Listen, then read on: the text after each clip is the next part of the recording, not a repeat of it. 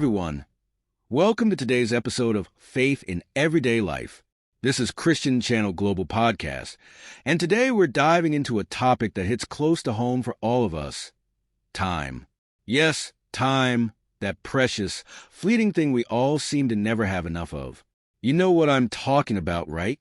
Whether it's trying to balance work, family, and personal goals, or just making sure we live with purpose, time is always ticking away.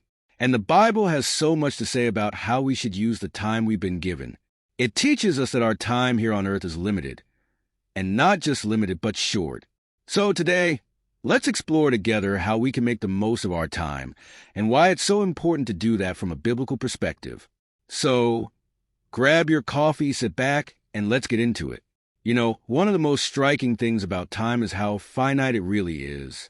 The Bible makes that crystal clear. Think about Psalm 144, verse 4, which says, "Man is like a breath. His days are like a passing shadow." I mean, how often do we stop and really think about that? We're like a breath here for a moment, then gone. It's a bit sobering, isn't it? Life can sometimes feel like we have all the time in the world. But James 4, verse 14 reminds us, "What is your life? You are a mist that appears for a little time and then vanishes." Wow, that's a wake-up call. We don't have an endless supply of time. It's like a vapor that vanishes in an instant. So, the question becomes, how are you using your time? What are you doing with this limited gift? Let's be real. Life isn't just a straight shot from birth to death. We get tired, right? We grow old, our bodies slow down, and we face all kinds of challenges along the way. Even the strongest among us, the ones who seem to have boundless energy, get weary. Isaiah 40 verses 30 to 31 says it plainly, "Even youths grow tired and weary, and young men stumble and fall. But those who hope in the Lord will renew their strength." It's a fact of life, we grow tired. But the beauty of this passage is the promise that our strength can be renewed when we rely on God. So yes, time wears us down, but God's strength can lift us up. This is key as we race against time. Now, I want you to picture something for a second. Imagine you're in a race, not just any race, but a race where there's a finish line you know is coming, but you can't see exactly where it is. That's life, isn't it? It's this constant movement toward an unknown finish. But here's the thing, it's not just about running, it's about how we run. In 1 Corinthians 9, verse 24, Paul tells us to run in such a way as to get the prize. This means we're not just coasting through life. We're running with purpose. We're running to win, to live in a way that honors God and uses our time wisely. And in Hebrews 12, verse 1, Paul encourages us to run with perseverance the race marked out for us. In other words, we need to keep going even when life gets tough, when we feel like we can't go another step.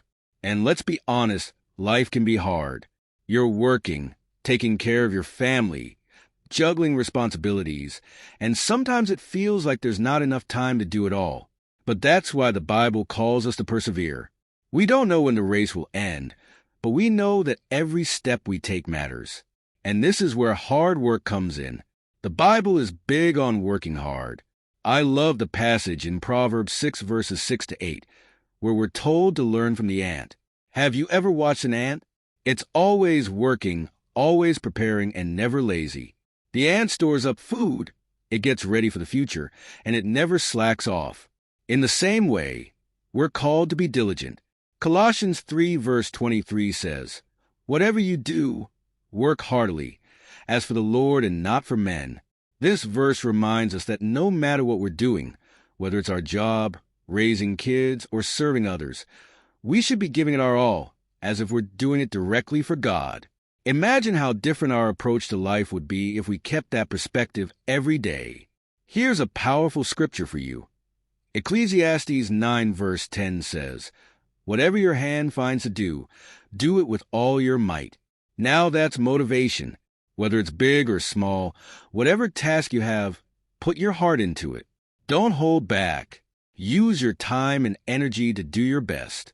So, let's talk about legacy for a minute. What kind of impact are you leaving behind? Because the reality is, our time here is not just for our own benefit. It's also for the benefit of those around us and for God's kingdom.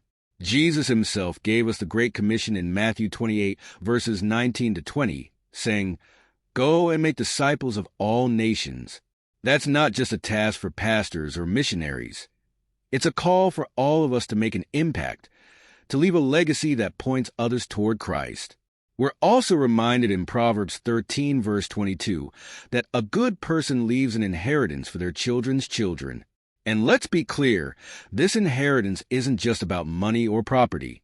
It's about the values, the wisdom, and the faith you pass on to future generations. How are you spending your time in a way that impacts others? How are you preparing to leave behind something that lasts longer than your years on earth? This brings us to another important point: redeeming the time.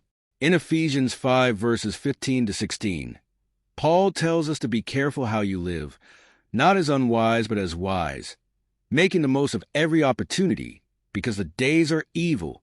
In other words, don't waste your time. Be intentional with how you spend your days. Focus on what really matters: your relationship with God, your family, your calling, and how you can serve others. So, as we wrap up, let's think about this. Time is a gift, and it's one that we're constantly losing. We don't know how much time we have left, but we do know this: we're called to make the most of it. Yes, life can wear us down. We grow weary, we get older, and we face challenges. But with God's strength, we can keep running the race set before us. We can work hard, live with purpose, and leave a lasting impact that goes beyond ourselves. Let's commit to living with eternity in mind. Let's use our time to honor God and make a difference. After all, time is running out, but the impact we leave can last forever. Thank you so much for joining me on today's episode of Faith in Everyday Life. I hope this message has encouraged you to reflect on how you're using your time and inspired you to make the most of every moment. If you enjoyed this episode, be sure to subscribe, share it with a friend, and leave us a review.